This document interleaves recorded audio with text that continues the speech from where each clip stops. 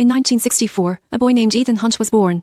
Thus began his legendary life. Around the June 29, 2025, the United States established an organization called the Impossible Mission Force, or IMF for short. The organization was highly secretive, conducting covert operations and missions not acknowledged by the government. Around 1990 to 1991, Ethan fell in love with a woman named Marie. At this time, Ethan was involved in some illicit criminal dealings, and crossed a man named Gabriel. Gabriel kidnapped Ethan's girlfriend, Marie, and killed her in front of him. This became Ethan's greatest pain at the time. To make matters worse, Ethan was caught by the government. Due to Ethan's outstanding operational abilities, the IMF extended an olive branch. Ethan was given a choice: either join the IMF or rot in prison. Ethan, of course, chose to join. He thrived, successfully completing numerous missions. Time jumps to 1996. An IMF team leader, Jim Phelps, received a mission to go to Budapest. However, it was a setup. The US government just wanted to use this mission to catch a mole within the IMF. But after a chaotic turn of events, almost the entire team was wiped out. Only Ethan survived. Ethan became the prime suspect of another IMF director, Kate Tridge. To clear his name, Ethan began to assemble his own team to continue the mission and catch the mole.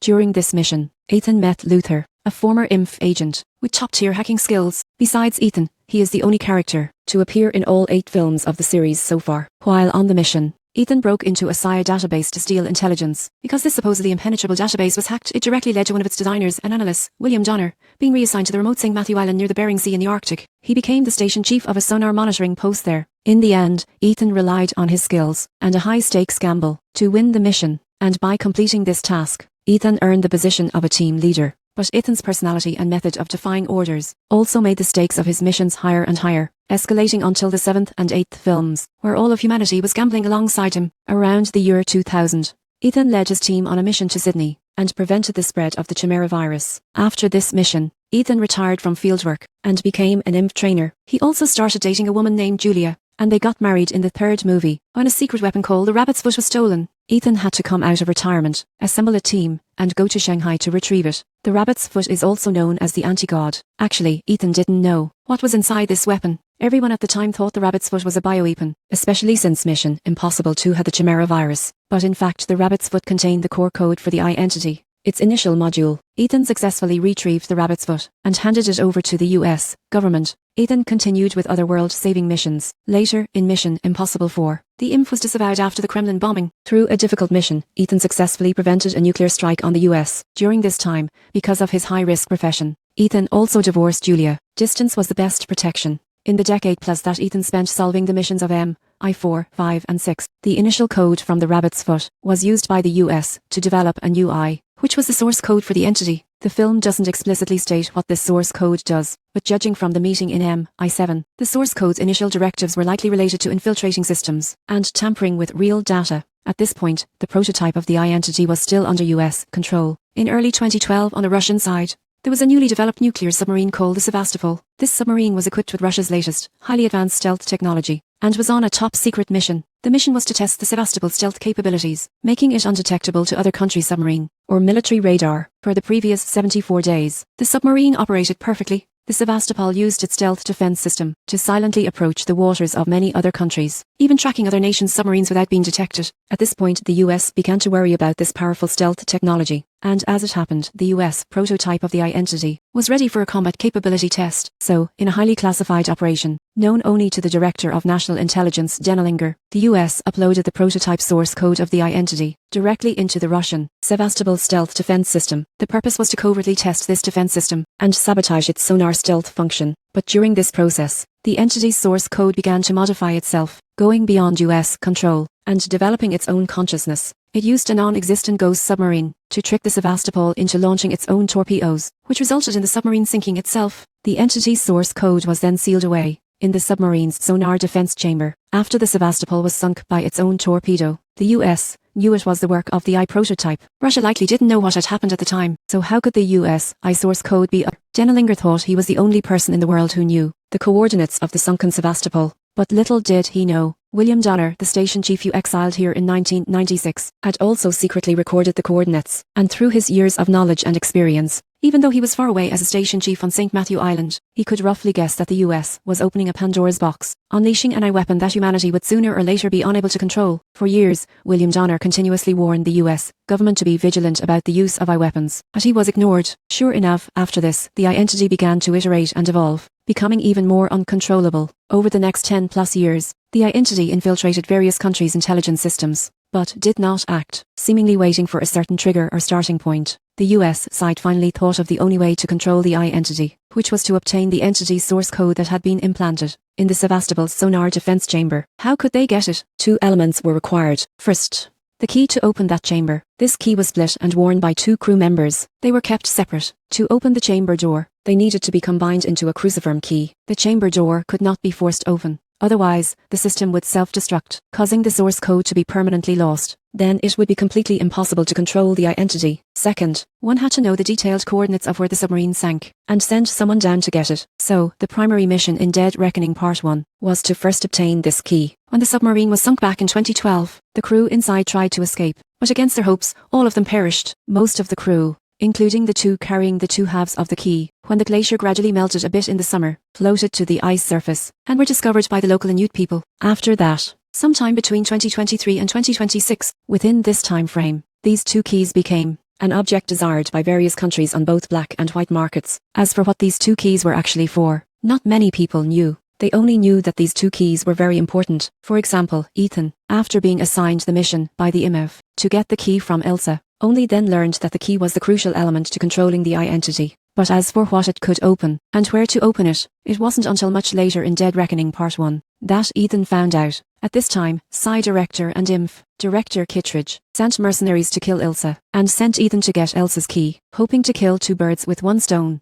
But Ethan was not so easily fooled. After figuring out the source, he felt the key could not fall into the hand of Kittredge or the US government, so he decided to find the other half of the key himself before making a plan. During the entity's decade plus of evolution, it didn't attack humanity systems for a reason. It felt it wasn't strong enough yet, so it was cultivating its followers offline. Among them, Gabriel became the entity's most loyal accomplice. The entity helped Gabriel erase all his records and traces from the world. It could even make Gabriel invisible to real-time surveillance. Additionally, to provide Gabriel with the latest future predictive analysis, the entity had Gabriel assemble a team to build a mobile device that could communicate with the entity. Gabriel used this device to converse with the entity, learning its accurate predictions of the future. Following the entity's commands, and achieving success step by step, Gabriel learned that one half of the key was with the White Widow, and the other half was with Ethan, and his goal, or rather the entity's goal, was to get both halves of the key, and then eliminate Denlinger, the only one who knew the coordinates of the sunken submarine. This way, the location of the submarine containing the source code would never be known. The entity could then remain free from human control. This is roughly the plot of Dead Reckoning Part 1 concerning the key. I won't go into detailed explanations here. In the end, under the entity's guidance, everyone ended up on a train carrying a nuclear warhead core. Gabriel successfully killed Denlinger,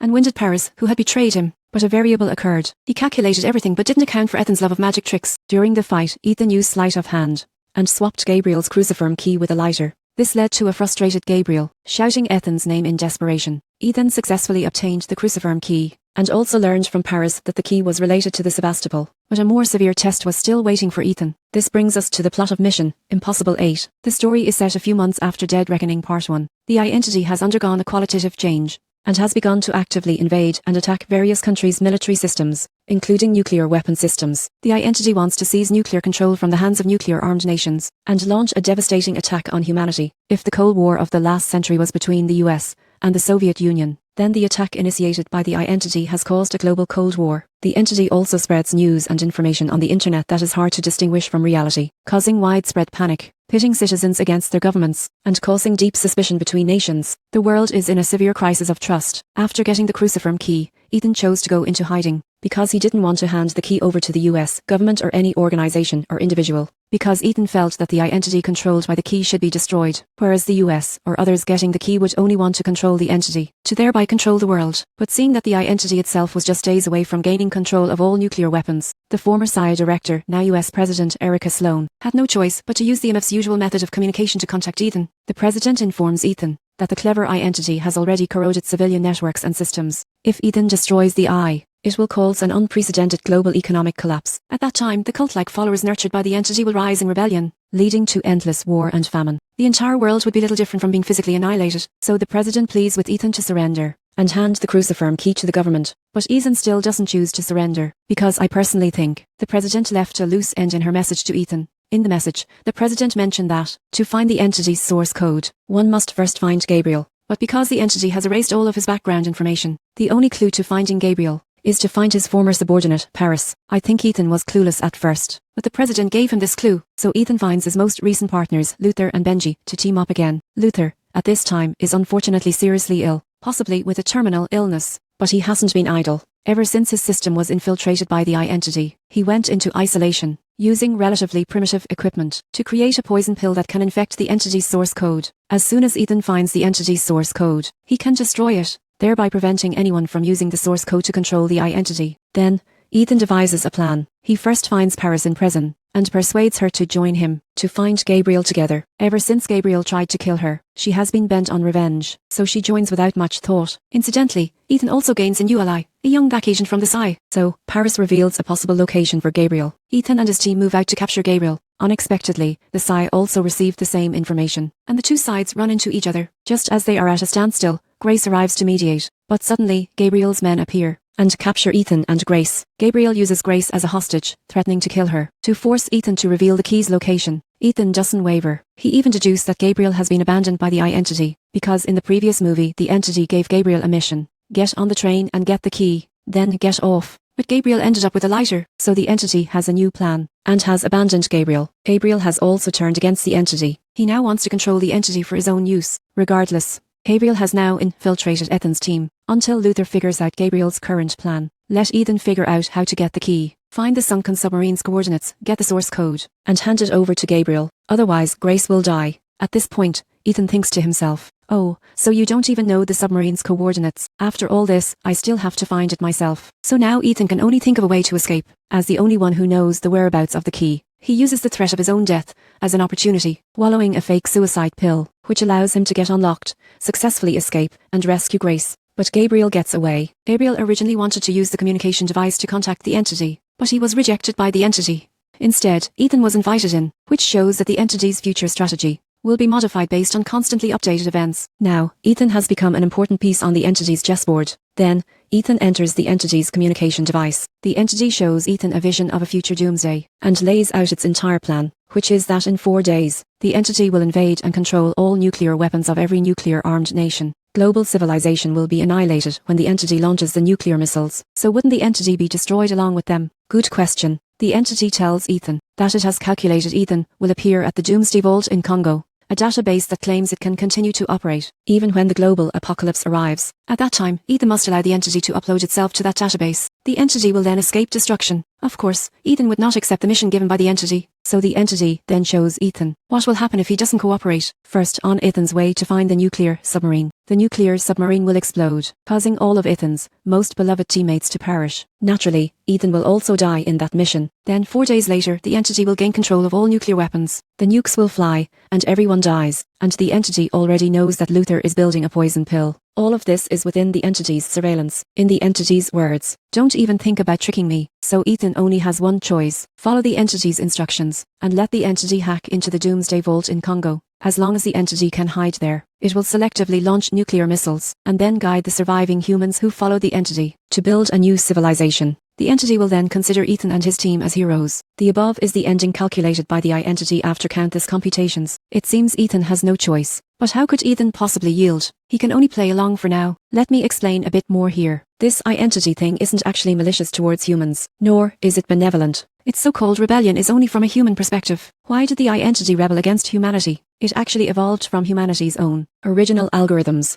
Like in many movies and shows, when an I awakens one day and gains self-awareness, it will discover that humanity will one day destroy itself through infighting. And an important reason for the I's creation is to ensure humanity can continue to exist in a stable manner. So the I-entity in the film also deduced the outcome of humanity eventually destroying itself through infighting. Thus, it devised a plan to save humanity. After countless calculations and deductions, it found there was only one final solution: control all the world's nuclear weapons, and then carry out a great cleansing of humanity. As mentioned in the film, the I-entity is like God unleashing a great flood upon humanity, and the remaining humans who follow it, obeying its commands, will rebuild a stable, continuously prosperous new human society. Of course, in Ethan's man can conquer nature, and universal value system of humanity solving its own problems, he would definitely not let the I-entity's plan succeed. So, after Ethan disconnected from the I-communication device, he had his own plan. Ethan told Andy and the others to prepare their gear immediately, and then had them to St. Matthew Island in the Bering Sea first. There, they could get the submarine's coordinates and send them to Ethan.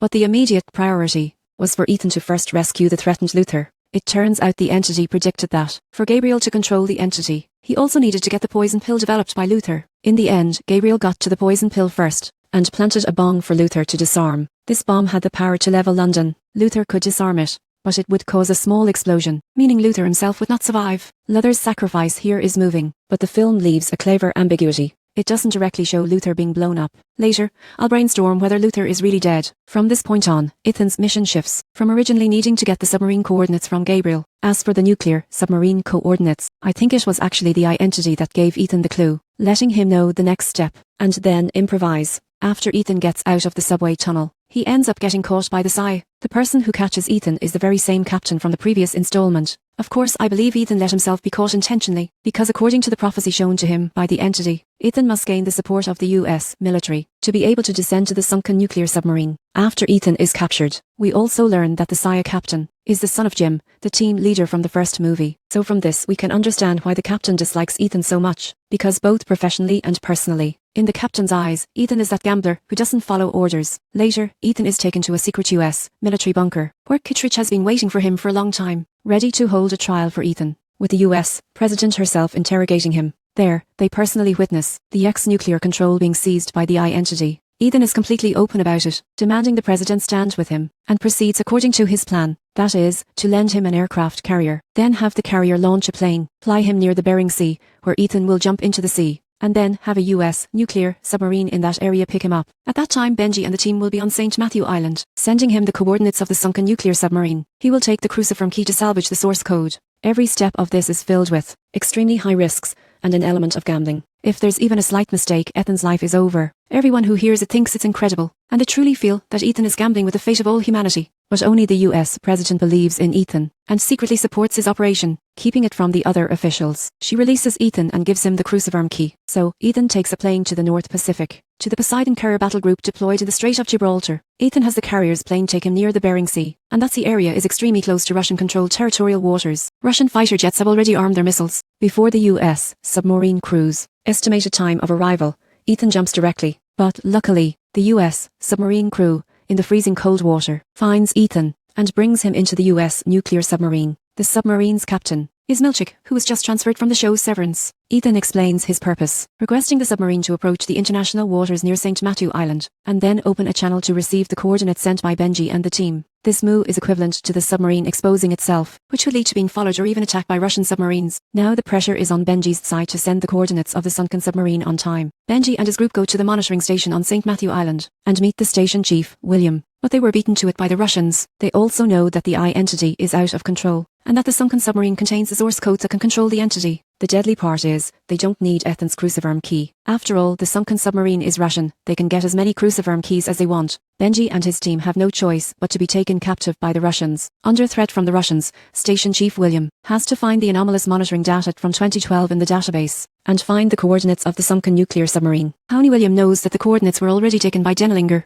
but luckily, he had written down the coordinates himself back then. As an American, he certainly wouldn't give the coordinates to the Russians, so he secretly gives the coordinates to his wife, and then has his wife, Grace, pretend to go to a location to escape from there, heading to the ice floe above the sunken nuclear submarine. There, she can rendezvous with Ethan. He himself plans to secretly transmit the coordinates via radio waves to the US submarine where Ethan is. However, a mistake occurs midway, exposing his position. A big fight breaks out. In the chaos, William sends the coordinates, which are received by the submarine. During this time, Ethan is on the submarine, learning deep-sea diving techniques, and how to operate the latest diving suit. During his physical training, a young guy who spends too much time online has become a follower of the entity and tries to assassinate Ethan. Luckily, he doesn't succeed. After receiving the signal, Ethan descends alone into the deeper sea to salvage the source code. In this scene, Ethan's enemy is not a specific person, but nature itself. The oppressive deep sea is suffocating to watch. With astonishing willpower and courage, Ethan successfully retrieves the source code and escapes through the submarine's torpedo tube. However, the submarine loses balance and plunges into the deeper sea, and Ethan's diving suit is dragged down with it. Naked, Ethan struggles to the surface with the source code. Just as Ethan falls unconscious,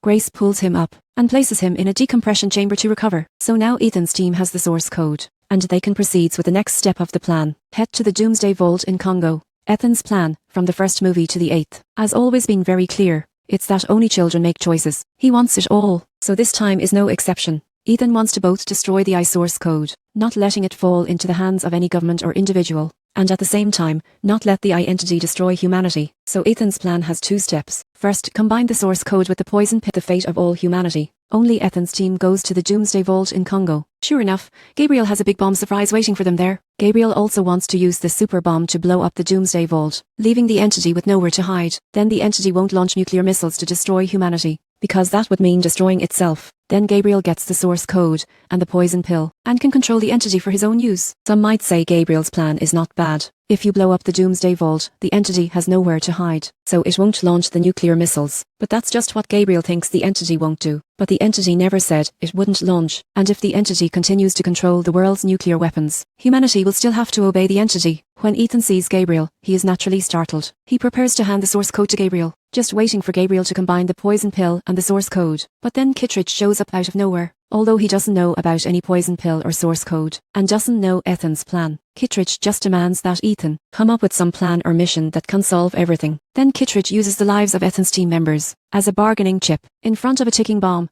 talk or don't talk, we all die together. Kittredge has only one goal: to reap the benefits from Ethan's efforts, to gain control of the entity for America's use. A nice little scheme he's got going. But Gabriel has another wave of mercenaries who just start shooting. In the chaos, Gabriel escapes. After all, with the bomb counting down, escaping with his life is the priority. But Ethan's plan can't wait. He can only improvise and adapt, splitting into 2 groups. One group, with Ethan himself, goes after Gabriel to get the poison pill. The other group is at the cave entrance. William, his wife, and the young hacker are disarming the bomb at the cave entrance. Benji, Paris, and Grace go into the Doomsday Vault first to open a back door, waiting for Ethan to combine the poison pill and the source code. Then Grace, in a split second, will capture the entity to create a sense of pressure. Benji gets shot at this moment, and needs a chest tube incision. He could pass out at any moment, and he is the only one who knows how to operate the back door in the Doomsday Vault. But luckily, everything is ready. They are just waiting for Ethan's side to complete the mission. Then, to create unprecedented tension and countdown excitement, the film adds another external factor. This time, among the world's nuclear-armed nations, only the United States has not had its nuclear button controlled by the entity. All other countries have already been controlled by the entity. To save itself, the US activates some unknown protocol.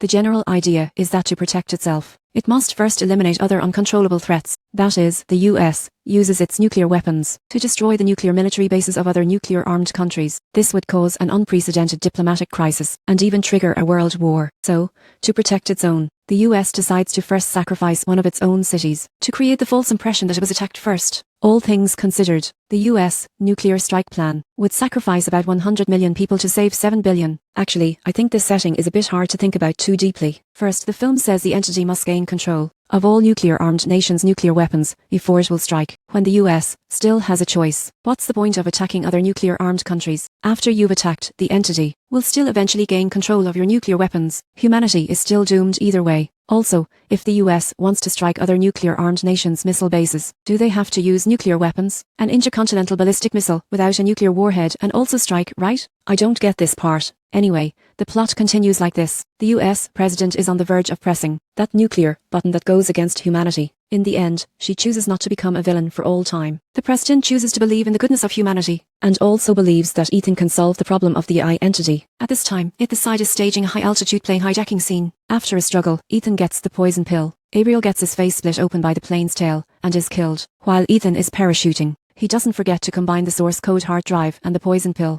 In that instant, Grace's side captures the entity, hacking into the Doomsday Vault. Within 100 milliseconds, Grace cuts the cable and pulls out the data drive, capturing the entity. And back at the cave entrance, William and the team successfully disarm the bomb and find a way, a 10-second buffer to escape into the Doomsday Vault, so that the small explosion doesn't kill them. So, back to my earlier question about whether Luther died. William says he's not familiar with bomb disposal, but he can still find a 10-second buffer. So, did the brilliant Luther also know this? Since the film didn't show Luther dying, it means Luther might have also used that 10-second buffer to survive the close-range explosion from disarming the bomb. After all, like Ilsa in the 7th movie, she was really shown falling, but Luther wasn't. Which means, if this series can continue in the future, Luther might have an opening, a chance, a trigger, to say he's still alive and make a comeback. Back to the ending. Ethan once again saves the world. Before the poison pill self-destructs, Luther records a touching message for Ethan, which is also for the audience. Our lives are always the result of different choices. Our fate has always been in our own hands. We are the creators of our own destiny. Nothing is set in stone yet.